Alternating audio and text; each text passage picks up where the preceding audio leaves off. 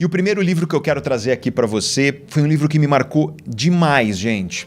Foi um livro que eu li na época do mestrado, então quase 20 anos atrás eu li pela primeira vez. Desde então eu já li esse mesmo livro várias outras vezes e a cada vez que eu leio eu descubro novas coisas. É um livro de introdução ao pensamento filosófico, só que apesar de ser um livro de introdução, é cheio de riquezas. E é um livro que me ajudou muito a estruturar as minhas aulas de filosofia quando fui professor de filosofia em nível universitário, para que as aulas fossem aulas acessíveis aos alunos. O problema do conhecimento filosófico é que ele costuma ser muito difícil de se ler na sua fonte original. Então, se você vai ler, por exemplo, o Nietzsche, é um pensamento riquíssimo, é interessantíssimo. Porém, quando você vai ler a obra original, provavelmente você vai ter dificuldade de entender. E eu, enquanto professor, por ler os originais, muitas vezes eu tinha dificuldade de trazer aquela complexidade dentro da sala de aula para os meus alunos. E esse livro me trouxe a abordagem, que é uma abordagem, inclusive, que uso até hoje sempre que falo de filosofia.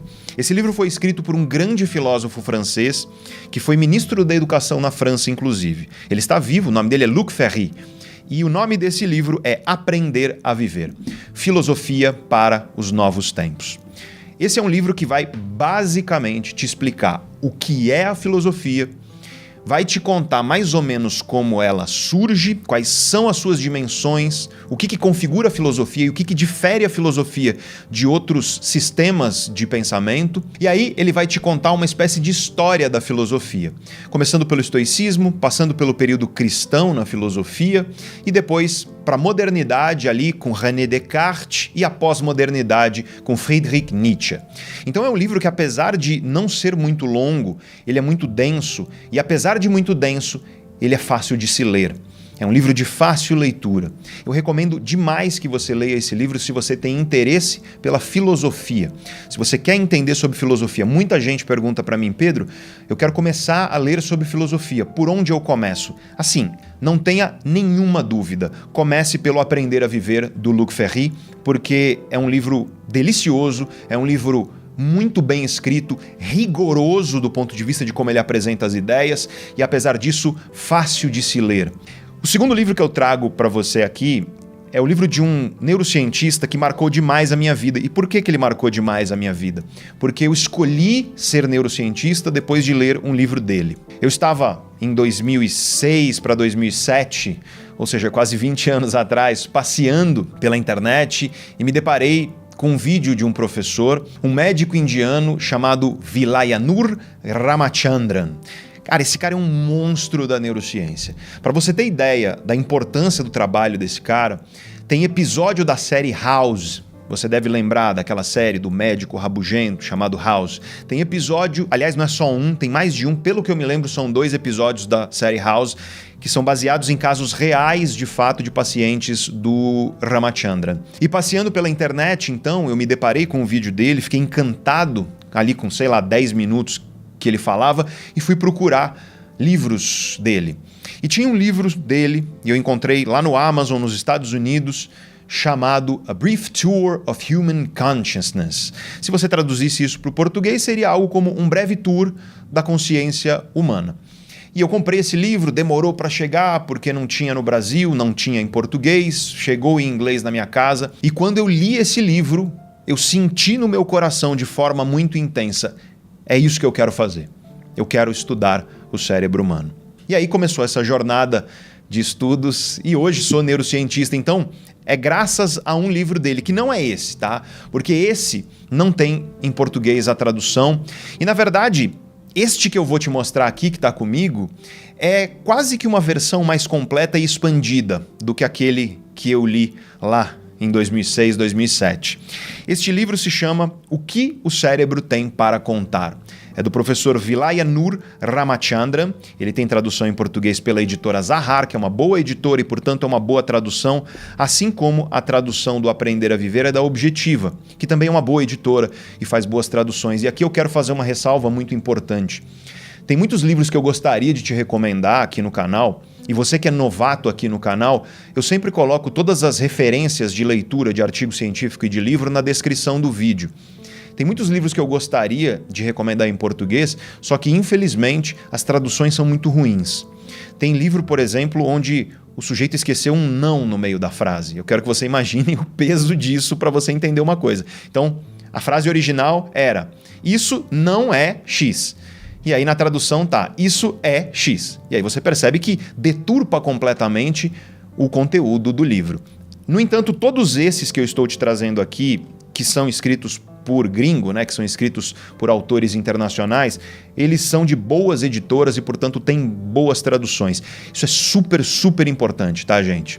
Então, esse livro, O que o Cérebro tem para contar, ele é realmente muito interessante. Ele basicamente vai contar uma série de casos de pacientes do professor Ramachandran e casos interessantíssimos, casos de sinestesia, por exemplo, aquela pessoa que quando ela vê um número, ela vê uma cor junto com esse número. Então, o 4 é sempre azul, o 7 é sempre vermelho. A gente chama isso de sinestesia. Existem diversas formas de sinestesia. Tem sinestesia com som. Então, dependendo da nota que a pessoa ouve, ela vê uma cor. Então, dó para essa pessoa é lilás. O ré, ele é azul e por aí vai. E se você chegou até aqui, é porque conhecimento te interessa. É porque você se interessa por entender o cérebro, os hábitos, as emoções e os comportamentos humanos. E é isso que eu faço aqui no canal Neurovox. Eu te trago a ciência mais atual numa linguagem simples que todo mundo consegue entender. Também falo aqui sobre o pensamento filosófico. Fui por muitos anos professor universitário de filosofia e, portanto, o que eu trago aqui é conhecimento sólido, só que numa linguagem acessível para que todos compreendam. E se você acha esse um nobre objetivo, eu peço a você, se você puder e se você quiser, para você se inscrever aqui no canal. Toca no botão de se inscrever aí embaixo e se você já for inscrito, toca no sininho para ativar as notificações que fica do lado do botão de inscrição. Isso ajuda a gente demais. Não vai custar 5 segundos do seu tempo, mas pra gente significa muita coisa. E já que você vai se inscrever e já que você vai ativar as notificações, deixa um joinha também, aperta o botão de curtir esse vídeo, deixa um comentário, compartilha com pessoas que você acredita que se beneficiarão desse conhecimento, porque compartilhar conhecimento é a melhor coisa que existe. Se você puder e se você quiser, eu agradeço demais. Mas bora voltar para o tema do nosso vídeo. E o terceiro livro que eu quero contar aqui para você, ele foi escrito por uma grande cientista. Ela é uma neurobióloga, PhD em psicologia, e ela ganhou o prêmio MacArthur. Eu não sei se você conhece essa premiação, mas é uma premiação que é dada pela contribuição intelectual de um indivíduo, de um acadêmico, né? Então, o MacArthur tipicamente é conhecido como o segundo prêmio mais importante do ponto de vista de reconhecimento acadêmico depois do prêmio Nobel. E ela ganhou esse prêmio graças ao trabalho dela, especificamente o trabalho que ela traz aqui, que ela explica neste livro. O nome dela é Angela Duckworth e o nome desse livro é Garra. O subtítulo no português é O Poder da Paixão e da Perseverança. Esse é um livro muito bom. Esse é um livro que foi publicado mais ou menos ali na mesma época do livro Mindset, da professora Carol Dweck. Eu ia falar do Mindset aqui, mas o Mindset é muito famoso, ele realmente é um livro muito popular, que efetivamente eu recomendo que você leia, porque a Carol Dweck meio que inaugurou um campo científico que é o estudo de mentalidade e do efeito de diferentes mentalidades sobre os resultados que você tem na sua vida, seja ela pessoal, profissional ou financeira. Mas na mesma época, a Angela Duckworth publicou esse livro, Garra, em inglês o título é Grit, e é um livro tão bom quanto o Mindset, na mesma linha. E qual é a tese dela nesse livro? Eu quero que você tente pensar na sua vida e naquilo que você enxerga que as pessoas têm para conquistar sucesso. Como é que você enxerga que uma pessoa é ou não capaz de conquistar sucesso? E quando eu digo sucesso, é êxito. É a pessoa que nos estudos ela consegue os melhores resultados, é a pessoa que consegue entrar nas melhores universidades, a pessoa que consegue os melhores empregos com os melhores salários, as crianças na escola que têm melhor desempenho, para todas as áreas da vida. Como que você analisa a probabilidade de uma pessoa ter ou não sucesso? No fim das contas, o que ela diz é que para você perseverar na sua vida pessoal, na sua vida profissional e financeira, você precisa disso que ela chama de garra, né? Grit, que é essencialmente uma combinação entre um amor por aquilo que você faz, ela chama de paixão, mas eu não gosto do termo, porque paixão é uma coisa muito efêmera do ponto de vista do cérebro, né? Paixão passa, é demência temporária. Eu prefiro chamar de amor. Faz mais sentido no sentido que ela quer trazer.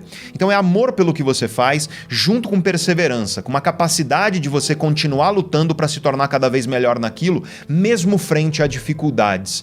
E ela vai te demonstrar a aplicação disso em diversas áreas da vida. Então é um livro muito bom, é um livro que eu recomendo demais e que esse aqui é um livro que certamente é um livro que vale a pena para você melhorar resultados na sua vida, sejam eles resultados pessoais, mas sobretudo para você melhorar teu êxito profissional, para você melhorar teu crescimento financeiro também. Bora agora para o quarto livro que eu quero recomendar para você, e esse é um livro que eu relutei um pouco de trazer aqui, porque diferente de todos os outros que eu falei antes, esse não é um livro fácil de ler. Muita gente para a qual eu recomendo esse livro, a pessoa desiste, porque é uma leitura meio truncada, meio difícil. Só que, gente, é um livro tão importante para a história do pensamento, para a história dos estudos científicos a respeito da mente humana, do comportamento humano, que eu não poderia deixar de colocá-lo aqui. Esse livro foi escrito por um psicólogo que ganhou o Prêmio Nobel de Economia em 2002. O nome dele é Daniel Kahneman. E ele vai basicamente te contar o trabalho, não só do Kahneman. O Kahneman, na verdade, ele tinha um grande parceiro de pesquisa científica, que era o Amos Tversky, que infelizmente faleceu antes do livro ser publicado, muito antes. E apesar disso, no começo do livro, ele te conta a importância da parceria dos dois. É basicamente um resumo do trabalho desses dois grandes cientistas que culminou num prêmio Nobel em 2002, que o Tversky teria ganhado junto com Kahneman se estivesse vivo na época, mas infelizmente não estava. O nome desse livro é Rápido e Devagar, Duas Formas de Pensar. Esse livro vai levar você, portanto, por décadas de estudo científico e de descobertas, essencialmente descobertas a respeito dos diferentes modos de operação da mente humana. Segundo Daniel Kahneman, a mente humana ela opera de acordo com dois modos diferentes. O modo rápido e o modo devagar. Para que você saiba, porque pelo que eu me lembro ele não explica isso ao longo do livro com clareza, então eu acho que é importante trazer para você. Isso, gente, essa ideia de um modo rápido e um modo devagar, ela é inclusive oriunda das neurociências. Nas neurociências nós falamos de dois processos cerebrais, né? Os processos que a gente chama de top-down e os processos que a gente chama de bottom-up. Top-down, traduzido do inglês para o português, é do topo para o fundo, do topo para baixo. E bottom-up é do fundo para o topo, do fundo para cima. O que é o processo top-down? Ele é sinônimo do pensamento devagar que você encontra aqui no Rápido e Devagar. E o que é o bottom-up? Ele é sinônimo do processo rápido. E, portanto, Rápido e Devagar, do Daniel Kahneman, é o livro mais difícil dessa lista, mas certamente é aquele que vai ter maior volume de conhecimento, até porque, como você pode ver, é um livro bem longo, tá? Não é um livro que você vai ler com tanta rapidez. Ou seja, Rápido e Devagar é um livro que você vai ler provavelmente devagar, tá?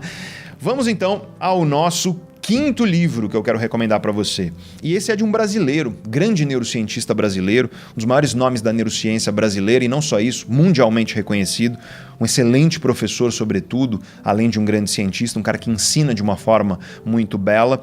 E é um livro, gente, que fala sobre o sonho, ou seja, a história e a ciência do sonho. É um livro que vai passar pela história, pela antropologia dos sonhos humanos, vai passar pela psicanálise, com Freud e a interpretação dos sonhos proposta por ele, e vai culminar na neurociência atual, e em como a neurociência atual interpreta os sonhos na espécie humana. O nome desse livro é Oráculo da Noite, e ele foi escrito pelo grande Siddhartha Ribeiro. Gente, esse é um livro de uma beleza e de uma delicadeza e de uma sensibilidade que é difícil você encontrar. É um livro muito denso. Então ele é um livro que ele não é difícil de ler, diferente do Rápido e Devagar, para a maioria das pessoas. Mas apesar disso ele é muito denso, ele tem muito conhecimento por página. Então é o tipo de livro que se você acha que vai sentar e vai ler tudo muito rapidamente, talvez você se sinta meio atropelado, assim, porque é muita coisa. Então é um livro que eu recomendo que você leia no seu tempo, e editado pela Companhia das Letras, que na minha opinião é uma das melhores editoras que a gente tem hoje no Brasil. E é um livro que eu não tenho o que dizer. É simplesmente o melhor livro sobre sonhos que já foi escrito. Ponto final. Não tem nenhum livro nacional ou internacional que vai falar sobre sonhos melhor do que esse. Então, se você tem curiosidade para entender os sonhos, o papel dos sonhos na sua vida, o que hoje a ciência diz a respeito do sono e dos sonhos, esse é o caminho. Não tem livro melhor que esse. Então recomendo demais o Oráculo da Noite, do Siddhartha Ribeiro.